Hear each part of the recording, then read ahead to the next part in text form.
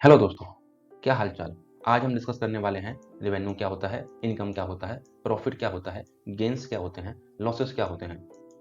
Revenue, total amount of money received by the company from its business activity.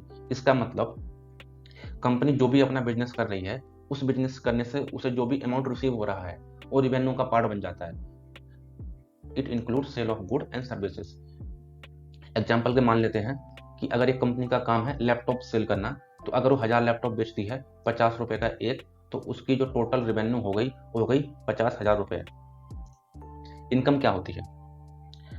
जो भी company revenue earn कर रही है उसमें से अगर वो सारे एक्सपेंसेस माइनस कर दे तो जो उसके पास बचेगा वो उसका इनकम बन जाएगा। एग्जाम्पल के लिए समझते हैं, रेवेन्यू जो हमारा है 50,000 रुपये का, माइनस एक्सपेंसेस हैं 30,000 रुपये के, तो जो उसके पास बच गया जो है 20,000 रुपया, ये हमारी इनकम बन जाती है। इनकम को हम नेट इनकम के नाम से भी जानते हैं और नेट अर्निंग के नाम से भी जानते हैं।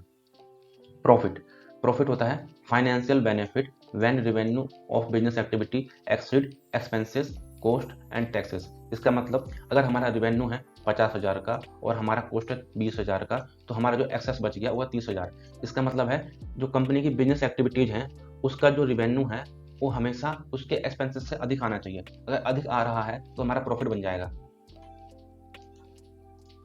देन आते हैं गेंस। गेंस में क्या होता है, अगर सॉरी, गेंस में आता है अगर हमारा जो सेल प्राइस है वो परचेस प्राइस से अधिक है किसी असेट के, तो वो क्या है, गेन है। एग्जाम्पल के लिए मान लीजिए हमने एक असेट बेचा यानी मशीनरी बेची 10,000 की और हमने उस मशीनरी को परचेस किया था 7,000 का, तो हमको इस पर 3,000 का प्रॉफिट हुआ है, तो इसे बोलेंगे हम गेन। गेन जनरली जो हमारा अराइज होता है वो इन्वेस्टमेंट पे यानी कि सेल ऑफ इन्वेस्टमेंट पे या फिर सेल ऑफ असेट पे अराइज होता है।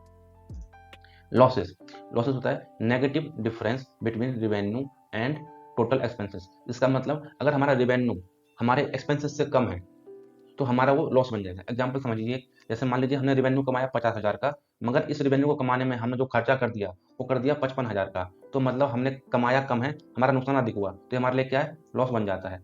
Thank you.